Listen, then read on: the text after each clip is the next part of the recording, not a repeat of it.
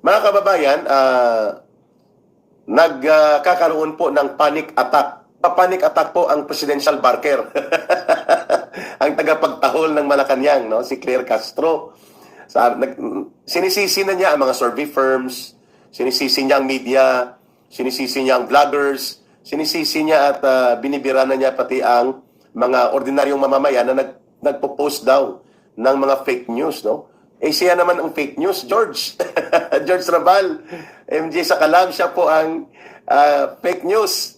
So si Lola Claire Castro, iwan ko parang pareho lang sila ni Franz Castro, wala sa hulog ang takbo ng pag-iisip at mahilig po maglinya doon sa tinatawag nating dispalinghago o distorted na uri ng mga pananaw at gustong palabasin na sila ang nagbibitbit ng katotohanan at tama. Konsumisyon ang Malacanang, no? Kasi itong si Lola Claire Castro, iwan ko paano nakapasa ito sa bar, no? Ang alam ko, pag pumasa ka sa bar exams, ang iyong level ng pag-unawa sa mga bagay, sa batayan ng logic o lohikal na pag-iisip ay mas mataas kung ikukumpara sa mga ordinaryong mamamayan na hindi nag-aral ng abogasiya. Nag-aral to ng abogasiya, no? Pero pag nagsalita siya, kulang na lang ay tatalunin pa siya ng mga matatalinong, magagaling na mga mamamayang Pilipino na nag-o-observe ng kalagayan ng bansa. Siguro that's how money makes your brain sink into a smaller level, no? Lumiliit ang utak mo at nawawala ang puso ng pagiging makatao mo kung nilalamon ka ng pera, no? Ang pera kailangan niya ng tao para mabuhay, pero kung ginagamit mo ang pera para ikaw ay magkaroon ng poder at kapangyarihan, at ang kapangyarihan at poder mo ay para sa pagpapalawak ng sakop ng kasinungalingan at abuso, lalo na sa kapangyarihan ng iyong pinaglilingkuran, yung pera na kamal mo o ang pera sa lapi na hawak mo, ang resulta pala niyan, lumiliit ang utak mo at nawawala ang puso at damdamin mo ng tama para sa mabuti na mga pagtingin sa mga bagay at kalagayan ng ating bansa. Kaya itong si Lola Claire Castro, tinatawag ko ito na presidential barker. At kasi ang title niya, presidential press officer. Pero ang kanyang pamamaraan, barker. Yung, pag tinawag pong barker, ito po yun. Hindi natin iniinsult ang mga barker, ha? Nirespeto po natin ang mga barker sapagkat sila po nabubuhay ng marangal. Yung pag dumaan ka dyan sa may farmers kubaw, sa mga terminal ng jeep o sa mga paradahan, may nakasigaw dyan, kubaw, kubaw, kubaw, malabon, malabon, malabon, kubaw. Ganon po ang pag-uugali ni Claire Castro. Pero yung pagiging barker po, sa pamumuhay na marangal, okay po yun. Pero yung pagiging barker ka, na ang layunin mo ay lituhin ang mamamayan at ipagpapatuloy mo ang panluloko ng iyong boss na si Marcos at si Romualdez para pagtakpan ng katotohanan ng nabubulok na gobyerno at unti-unting nalulugmok ng lipunang Pilipino at pinapaniwala mong sarili mo na ang mga nangyayari ay bunga lamang ng katang-isip ng mga vloggers, ng mga media na kritikal at ng mga tao na mahilig mag-post ng fake news, ay aba, talaga pong may problema ang iyong utak, no? Ma'am Christine Wilson, ka-Eric na International Palaboy. Oo, ma'am, nakaraang araw lang sa Las Vegas po tayo ngayon. Balik tayo sa East Coast ng Estados Unidos, no? Sabi ni J.R. Rowling, walang sustansya ang kanyang mga sinasabi, ka-Eric. Thank you, J.R. sa patuloy na pagsuporta sa number 18 Ipanaw Sambayanan. And Marie 7, watching from Tagum City. And, of course, si Doc Puch, no, sa may Ilocos at si Gingging sa General Santos at silang Ging na nanonood din, no? Mga kababayan, mali po at hindi na nasa wastong pag-iisip ang uri ng pahayag nitong Malacanang, no? Sabi ni Pambansang Barker, ang tagapagtahol ng Malacanang at ni Marcos, sabi niya wala namang katotohanan na may krimen na tumataas.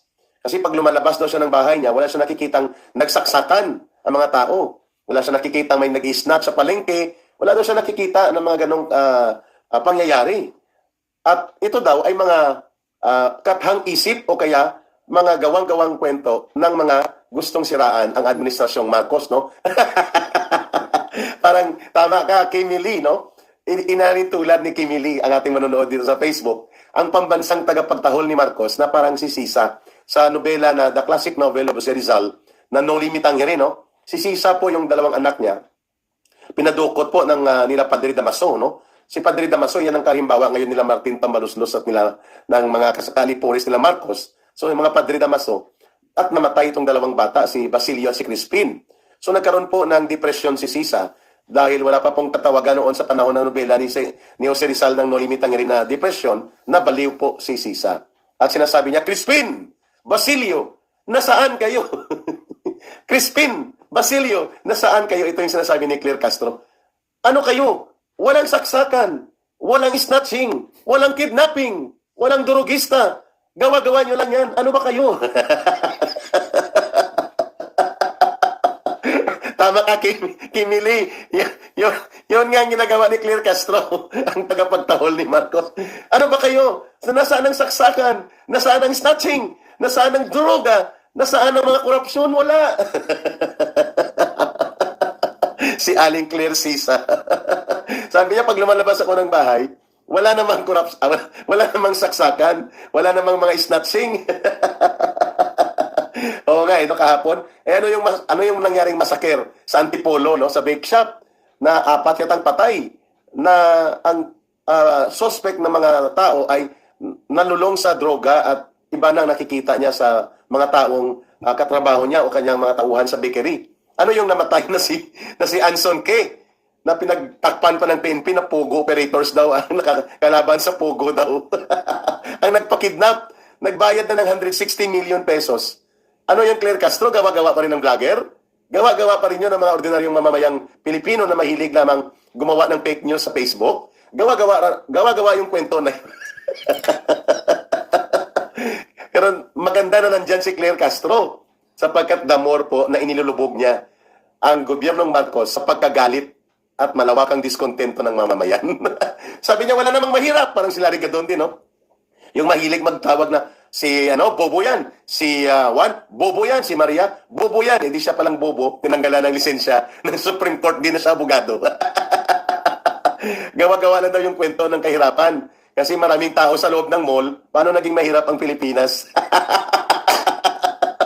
So kung maraming nagpapalamig sa mall, dahil walang aircon ng bahay nila, so sobrang init ng panahon, umaabot ng 42 to 44 degrees centigrade ang temperatura.